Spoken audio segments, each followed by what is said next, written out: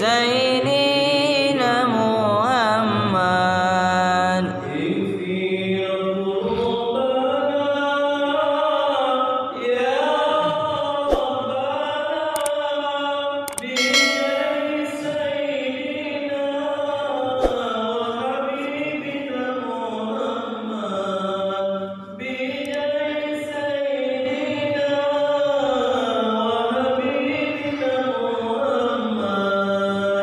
Sallallahu ala Sayyidina Muhammad wa ala ali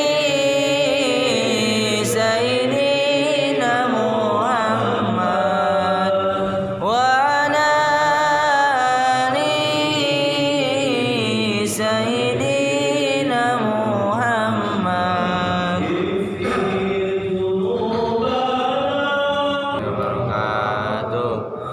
Alhamdulillah nahmaduhu wa nasta'inuhu wa nastaghfiruh wa na'udzu billahi min shururi anfusina wa min sayyiati a'malina. May yahdihillahu fala mudilla lahu wa may yudlil fala hadiya lahu. Asyhadu an la ilaha illallah wahdahu la syarika lahu wa asyhadu anna Muhammadan 'abduhu wa rasuluhu la nabiyya ba'dahu.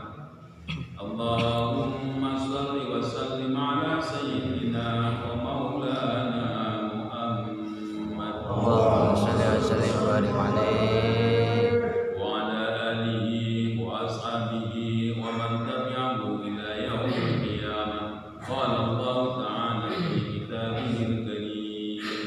A'udzu billahi minasy syaithanir rajim. Bismillahirrahmanirrahim. Wal 'asri innal insana lafi khusrin illa alladziina amanu wa 'amilus shalihati wa tawassaw bil haqqi wa tawassaw bis sabr. Yang saya hormati para sepuh dan saudara, yang saya hormati Bapak Amri selaku Ketua DKM dan jajarannya, mudah-mudahan Allah berikan keberkahan dalam kehidupan.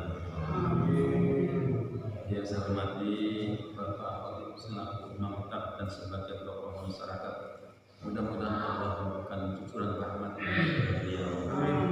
Tidak lupa hadirin jamaah masjid at-Taubah, bapak-bapak yang ada di masjid dan bapak ibu yang ada di rumah yang senantiasa menyimak bacaan ayat-ayat suci Al-Quran di setiap hari. Tidak lupa para pemirsa yang berbahagia. Mari kita panjatkan puji syukur kepada Allah Subhanahu wa taala yang telah melimpahkan berbagai macam bentuk kenikmatan, baik nikmat zahir maupun nikmat batin, terutama nikmat iman dan Islam. Salawat dan salam telah dilimpahkan kepada junjungan Nabi Agung, Nabi besar Muhammad sallallahu alaihi wasallam yang telah membina umatnya dengan penuh rasa kasih sayang dan contoh yang patut kita ambil dalam kehidupan sehari-hari, baik itu kehidupan pribadi, keluarga, kelompok, masyarakat, bahkan berbangsa dan bernegara.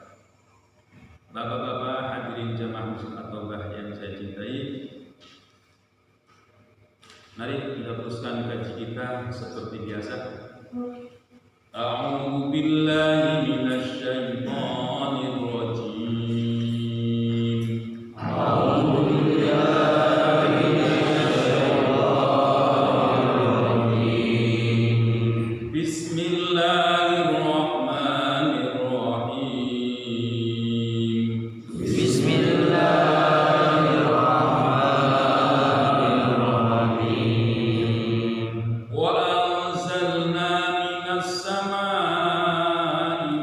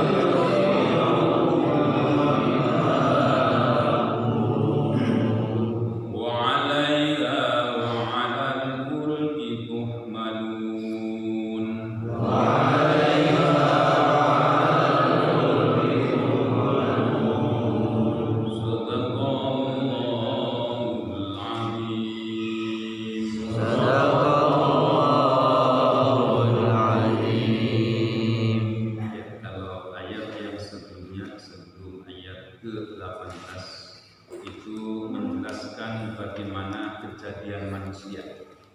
Ya, kejadian manusia itu dari air yang tidak ada artinya apa-apa. Kalau tumpah, ya udah, ingat, nggak ada artinya. Ya, jadi ini yaitu yang disebut dengan mani gitu ya, sperma. Itu nggak ada artinya apa-apa. Terus dipertemukan oleh Allah dengan telur, opung. Nah, jadi sanalah pertemuan itu menjadi gumpalan darah.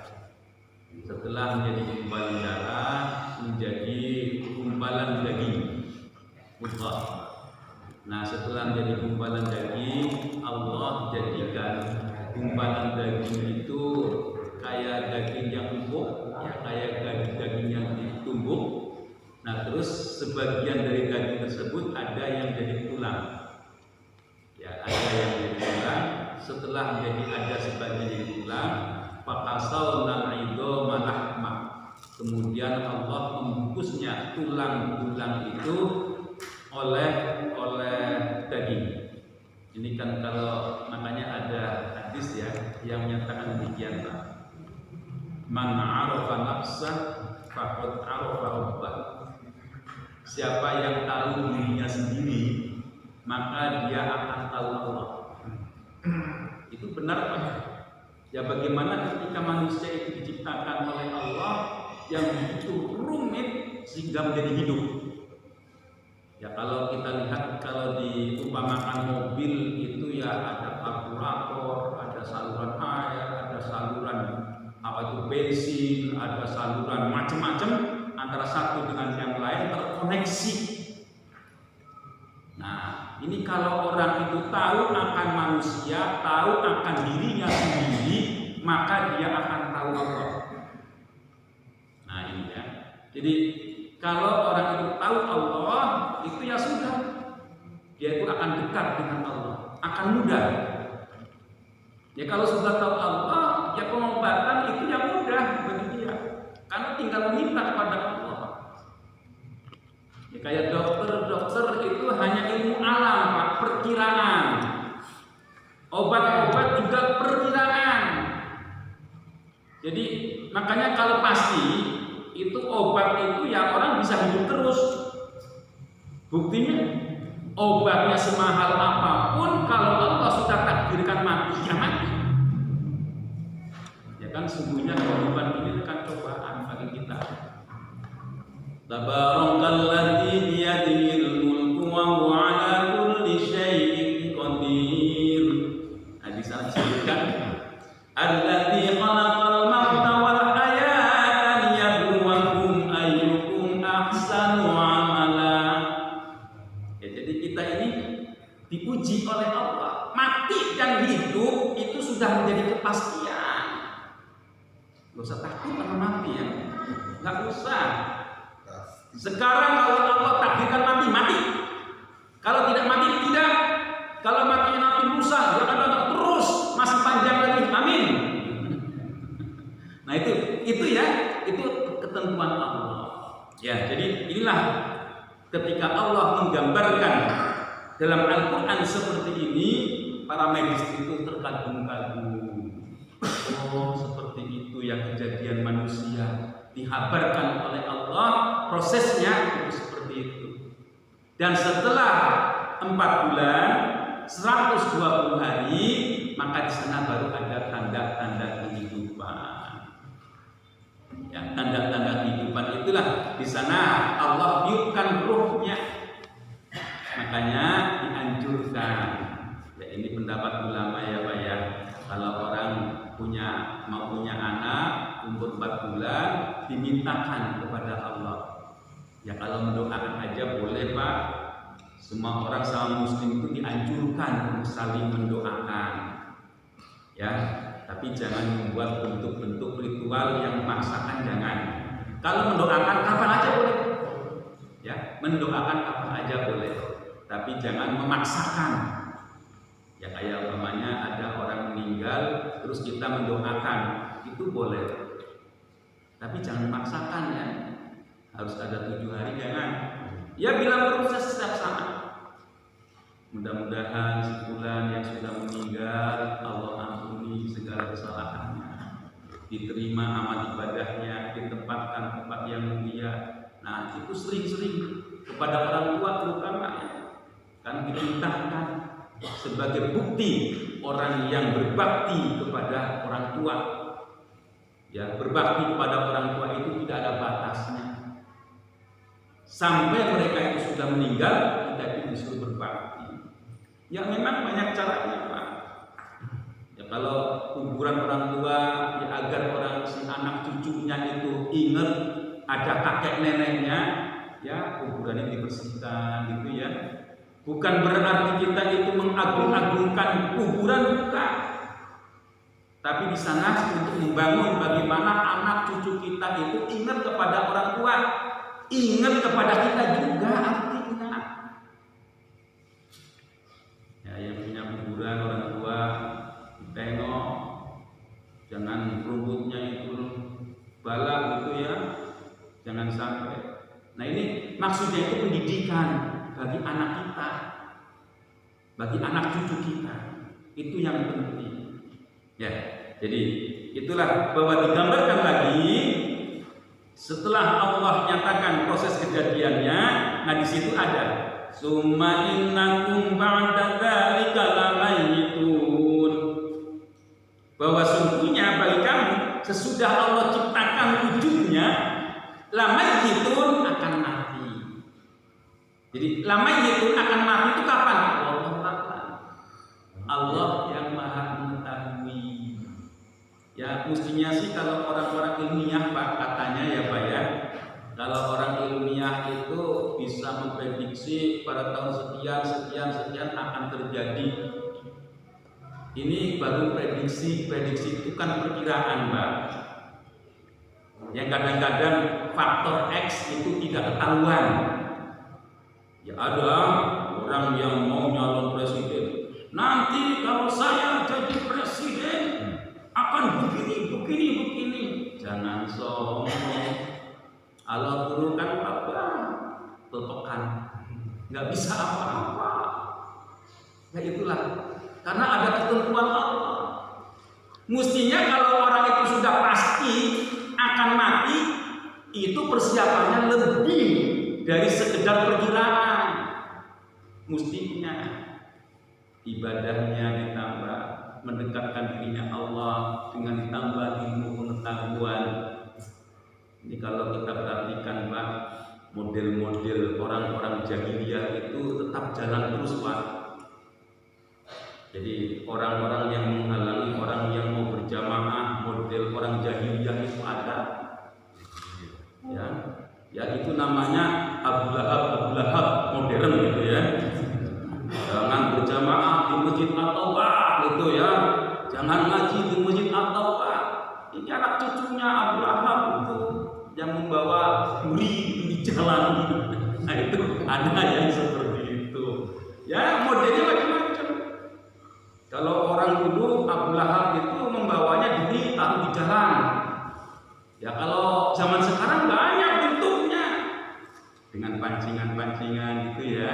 Dengan rayuan-rayuan, dengan suara-suara. Nah itulah Abu Lahab modern. Ya jahiliyah, ya, yang seperti itu. Ya kalau dalam dunia tasawuf ya, itu juga ada tasawuf modern Pak. Jadi kalau dulu orang tasawuf, orang sufi itu hidupnya menyendiri. Ya karena apa? Karena nggak mau kena barang-barang ribawi. Itu zaman dahulu. Makanya orang-orang soleh dulu itu kebanyakan hidupnya itu berada di pegunungan. Kita orang yang mau nyantri itu datang ke mereka, kepada orang-orang sufi yang dia itu hanya mengabdikan diri kepada Allah. Karena mereka itu orang-orang yang dekat dengan Allah. Nah inilah i'tizal namanya. Jadi mereka itu menyingkirkan diri. Kalau sekarang enggak Pak, orang sufi itu ada di mana-mana. Ya, kalau di dalam kitab itu Pak tentang para wali itu dikabarkan Pak, setiap satu tempat ada 40 orang, itu pasti ada satu wali. Ini ada nggak 40 Pak? Susah dijawabnya enggak.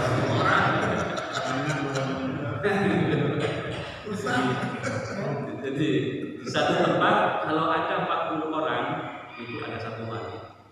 Belakang maju di depan. Nah itu Pak. Tapi nggak ada yang tahu wali itu, karena dia tahu bahwa itu rahasia, nggak boleh dibeberkan. Makanya para wali itu cenderung dia itu tawadu gitu ya. Dia nggak pernah dia itu ngaku orang pinter itu, nggak pernah Pak. Kalau ngaku orang pinter itu keblinger itu.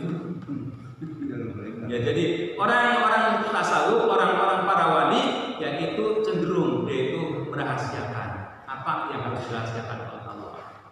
Ya, itulah gambaran dari ayat-ayat yang sebelumnya bahwa bagaimana proses kejadian manusia sampai dinyatakan innakum lamayyitun, bahwa sungguhnya kalian itu akan mati. Kita teruskan. Wa anzalna minas samaa'i ma'an biqadarin fa askannahu fil ardh wa inna 'ala dhahabin bihi laqadirun. Wa anzalna, aku turunkan minas samaa'i, dari langit. Apa yang turunkan ma'an, yaitu air. Biqadarin, dengan ketentuan, dengan ukuran. Fa'askannahu fil ardh, maka kami tempatkan di bumi. Wa inna 'ala dhahabin bihi laqadirun, bahwa sungguhnya atasnya ya aku itu menghilangkan dengannya itu dia bisa. Ya, jadi di sini sesungguhnya Allah itu menurunkan air itu sebenarnya bawa keberkahan Pak ya. Bawa keberkahan. Dan bahkan Allah nyatakan tidak hanya air itu tidak hanya mengalir langsung hilang, bisa aja langsung hilang itu bisa. Tapi Allah tentukan disimpan di perut bumi. Nah ini kan luar biasa ya Pak ya. Orang itu hidup di atas bumi, terus Allah turunkan sebagai keturunan manusia, diserap oleh bumi, ditahan oleh bumi. Nah kita bisa menggantinya. Inilah ketentuan Allah itu seperti itu. Ya jadi Allah tahan pada perut bumi, manusia bisa mengambilnya kapan saja. Ya sekarang sudah banyak bentuknya ya Pak ya. Kalau dulu itu orang hanya mengandalkan mata air gitu Pak ya. Ada yang seperti itu karena belum tahu bahwa di perut bumi itu ada airnya. Terus dengan pengetahuannya maka diketahui dalam perut bumi itu ada airnya. Ada yang dengan digali gitu berupa sumur, ada yang dibor gitu ya. Nah ini kalau ngebor itu mestinya diperhitungkan ya, jangan mentang-mentang punya duit dibor itu sampai puluhan meter berlebihan sehingga tetangga kekurangan air. Jangan sampai. Kalau hidup bertetangga itu harus diperhitungkan. Jangan kita itu mentang-mentang aku bisa ngebor sedalam-dalamnya, biarkan tetangga kelaparan. Lagi nggak ada air digunakan untuk nyemprot bunga-bungaan taman gitu ya, nyuci mobil. Nah padahal ada tetangga yang kekurangan. Ini ya jangan sampai. Jadi kita itu hidup bertetangga itu sudah diatur oleh Rasulullah. Bahkan Rasulullah itu menyatakan bahwa tanahmu itu dari bawah, dari tanah sampai ke langit itu milikmu. Makanya tanah itu sebenarnya murah Pak.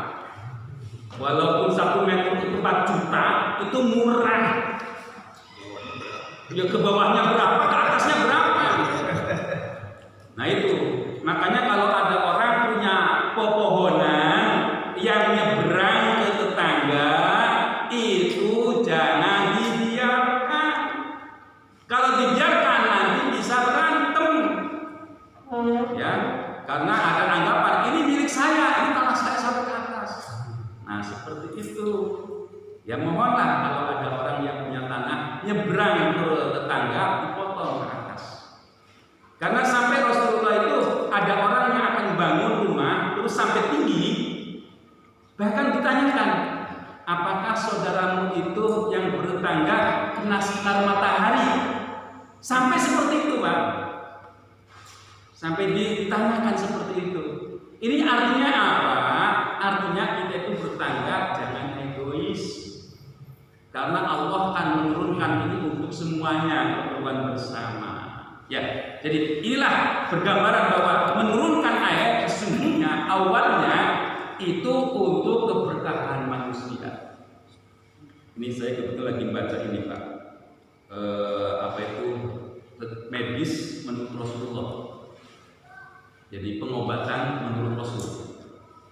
Jadi ternyata di sana itu ada pernyataan Rasul bahwa ketika orang itu dalam keadaan panas, itu di sana diberikan api oleh Allah.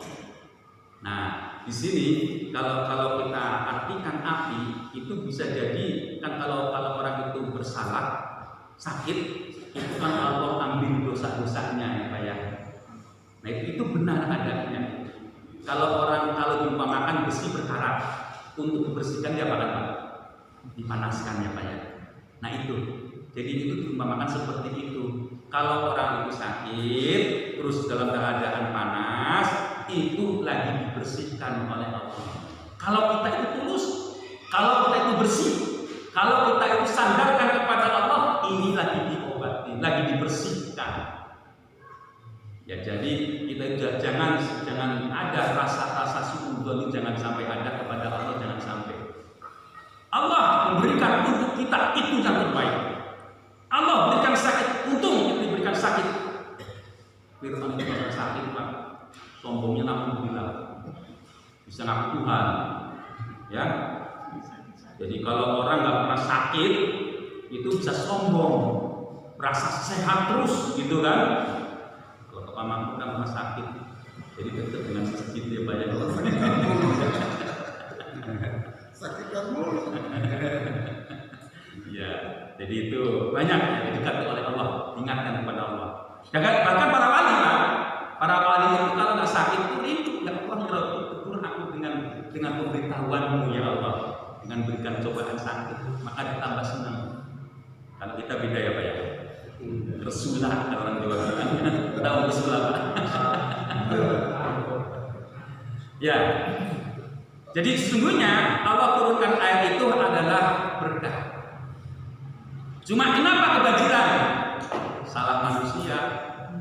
Memang air itu jalan ke situ dibuat rumah. Ya kalau air itu bisa ngomong, ini emang jalan buka gitu. Lu bikin di sini gitu. Kira-kira seperti itu. Ya kayak Jakarta itu kan Pak Khotib yang hafal di sana itu kan daerah namanya rawa-rawa ya. Rawa badak, rawa bebek, rawa bilong, rawa-rawa itu namanya rawa itu tempatnya air. Iya, itu ya susah untuk menghindarinya. Fa ansha'na lakum bihi jannatin min na'ilin wa 'anabin lakum fiha fawakihu katsiratun wa minha ta'kulun. Fa ansha'na, dan ada yang saya bangunkan, saya tumbuhkan lakum bagimu bihi dengannya jannatin kebun-kebun min nahilin dari kurma wa anabin dan anggur. Itu untuk siapa? Lakum bagimu fiha, di dalamnya fawakih, ada buah-buahan katsiratun yang banyak, wa minha ta'kulun, dan darinya lah engkau itu memakan. Ya kan? Kita itu disuruh.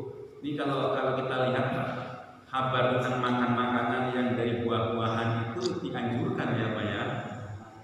Kalau daging itu dikit, mestinya makanya porsinya apa? Jangan kebanyakan daging, banyakin buah-buahan. Ya kan kita itu kadang-kadang ya namanya nikmat itu kan hanya sebatas sampai leher Bang. Udah lewat leher itu nggak enak Pak. Ya kalau orang itu kebanyakan makan udang, makan sate gitu ya Pak ya. Ya ini hati-hati. Karena bagaimanapun juga pencernaan yang ada di dalam itu yang Allah kabarkan itu yaitu kebanyakan disuruh makan buah-buahan. Ya daging perlu, tapi jangan keseringan.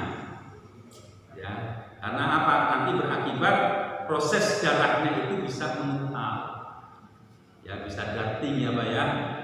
Ini yang sudah 50 tahun ke atas, ya takar-takar lah. Biasanya ketika sebelum 50 tahun makan sate 20 tusuk nggak masalah gitu. Sekarang jangan ya Pak ya, mikir-mikir gitu. Ya walaupun duit ada, teman banyak gitu ya.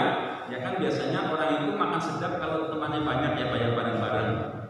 Nah itu biasanya lupa gitu ya. Saya tahu-tahu habis makan nah itu jangan sampai. Ya, jadi Allah turunkan untuk buah-buahan. Pada buah-buahan ini ada jadi kebun-kebun. Jannah itu kebun ya Pak ya. Ya surga itu juga yang dimaknakan dengan kebun. Ya karena di sana itu penuh dengan keindahan. Ya jannah ada kebun-kebun. Kebun-kebun itu apa isinya? Ada kurma, ada anggur. Ya kalau di kita ada mangga gitu Pak ya. Ada rambutan, ada macam-macam buah-buahan yang ada di sini. Nah itu yang banyak suruh dimakan. Ya suruh dimakan. Wasajaratan tahruju min turi Sainaa tambutu bitughni wasidq bitughni wasidqin lil akilin. Wasajaratan, dan ada pohon tahruju yang keluar min turi Sainaa, yaitu dari daerah yang namanya Turi Sainaa. Tambutu bitughni, dia itu mengeluarkan minyak. Wasidqil lil akilin, yaitu ada juga semacam bumbu-bumbuan lil akilin untuk orang yang mau makannya. Ya, jadi kalau kita lihat tumbuh-tumbuhan itu ternyata tidak semuanya menjadi makanan ya Pak ya. Ada yang menjadi minyak. Minyak ya ini. Kalau di dalam tafsir minyak yang dimaksud adalah zaitun Pak. Zaitun itu banyak manfaatnya. Bisa untuk obat-obatan, bisa untuk penyembuhan Pak. Ini zaitun ini bisa untuk penyembuhan. Cuma kalau Turi Sainaa ini kan nama daerah, itu ada beberapa ulama yang menyatakan Turi Sainaa itu berada di Mesir. Ada juga Turi Sainaa itu berada di Baitul Maqdis. Ini ada beberapa pendapat ulama. Nah Turi Sainaa yaitu di mana Nabi Musa alaihissalam itu menghadap Allah. Ketika menghadap Allah, nah disitulah dia itu berada di gunung Turi Sainaa. Ya diabadikan oleh Al-Quran, ada namanya ini. Ya yaitulah karena sudah begitu lamanya Allah sudah nyatakan adanya gunung Turi Sainaa. Ya jadi minyak zaitun itu sangat-sangat bermanfaat untuk kita. Nah tapi kalau minyak lain ya Pak, itu kan ada ketentuannya ya Pak ya. Ya jadi kalau sudah menggoreng sesuatu Pak, jangan berkali-kali ya Pak ya. Itu menjadi setan Pak. Setan itu kolesterol bentuknya gitu. Ini mohon maaf para pedagang, kalau goreng-goreng minyak itu jangan terus-terusan di situ terus gitu ya, diganti apa itu nggak diganti-ganti, tambah lagi gitu. Ya apalagi ada yang nakal itu ya, apa itu minyak ditaruh plastik gitu. Itu naudzubillah, jangan sampai seperti itu. Ya kan plastik ketika dibekukan meleleh ya Pak ya. Kalau dalam keadaan panas menggolak terus. Tapi kalau udah dingin nanti membeku kelihatan. Nah itu janganlah. Kita jujur aja lah, cari untung, berdagang, niat untuk menolong saudara-saudara kita yang kemungkinan di rumah tidak masak, di situ sediakan. Kalau niatnya nolong itu kan ibadah. Ya kalau orang itu niatnya hanya nyari untung, itu yang naudzubillah. Jangan sampai hanya mendapat untung, malah nanti akhirat jadi buntung. Ini jangan sampai. Ya, jadi di sini bahwa pepohonan itu di sana ada manfaatnya, ada sebagai penyedap gitu ya. Ini kalau di Indonesia ini paling banyak Pak ya penyedapnya. Makanya kalau bapak-bapak melihat masakan orang Arab dengan orang kita, kalau orang kita itu banyak bumbunya Pak. Kalau orang Arab itu dagingnya daging, bumbunya itu paling apa itu bawang bombay gitu Pak ya, bawang bombay, kol itu sedikit aja, nggak banyak-banyak. Makanya kalau kita itu makan satu mangkok, katakanlah soto ataupun sop, itu cepet nggak bisa ketelen telan semua karena aroma dari bumbunya nggak tahan. Tapi coba kalau makannya itu utuh ya, bumbunya dikit, itu insya Allah bisa banyak dagingnya. Ya itulah nuansanya beda ya Pak ya.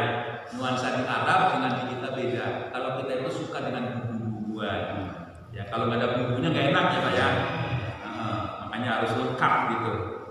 Ya wa inna lakum fil an'ami la'ibrah nusqikum mimma fi butuniha wa lakum fiha manafi' wa lakum fiha manafi'u katsiratun wa minha ta'kulun.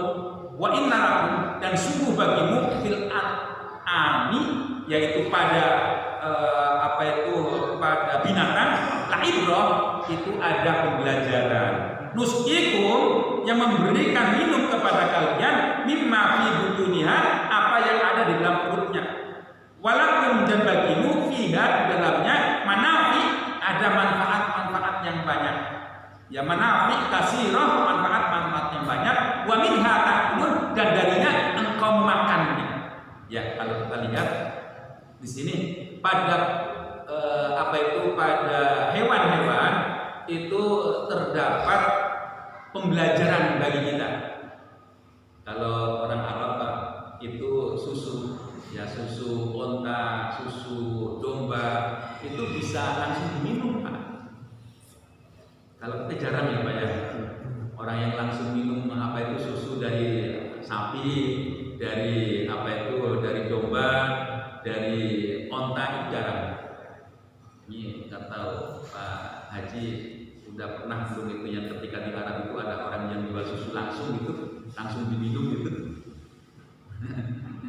Nah ini kalau orang-orang yang umroh atau punya haji itu kadang-kadang ada orang yang sengaja jual air susu yang langsung, itu banyak manfaatnya. Ya, jadi pada binatang itu ada yang diambil minumannya untuk kalian dari perutnya. Nah dari sana air susu, ya itu air susu bersih Pak. Kalau yang langsung itu luar biasa. Ya kalau di kita kan kadang-kadang dijual dicampur ya Pak ya. Nah ini yang dilarang oleh Umar bin Khattab. Ketika Umar bin Khattab itu dalam perjalanan keliling belusukan, memperhatikan di sana itu ada orang percakapan antara ibu dan anaknya. Anaknya itu mau jual susu. Terus si ibunya tuh bilang, nah kalau pengen susu yang banyak, campurlah dengan air putih. Nah di situ dia bilang, Umar bin Khattab tidak mengajarkan kepada kita seperti itu, penuh dengan kejujuran.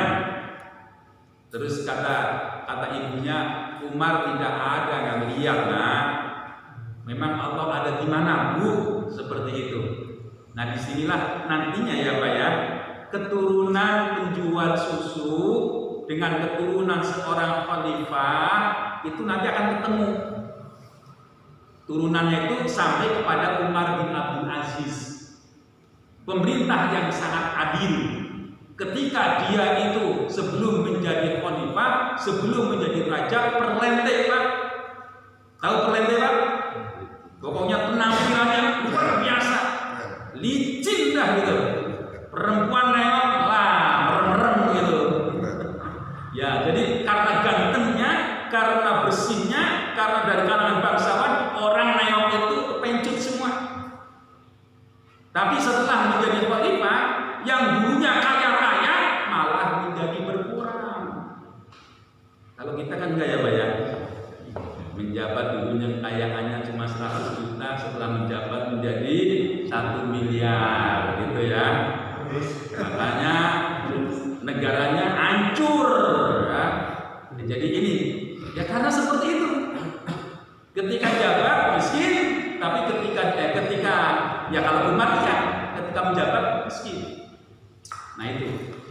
Jadi memang niatannya itu bukan niatan untuk cari kekayaan, tapi memang dia itu ingin memperbaiki. Jarang Pak orang yang seperti ini, susah sekali. Susah ya Pak ya. Ya, jadi di sini banyak manfaat dan ada juga dagingnya yang boleh saudara makan. Wa 'alaiha wa 'alal fulki tuhmalun, dan di atasnya dan di atas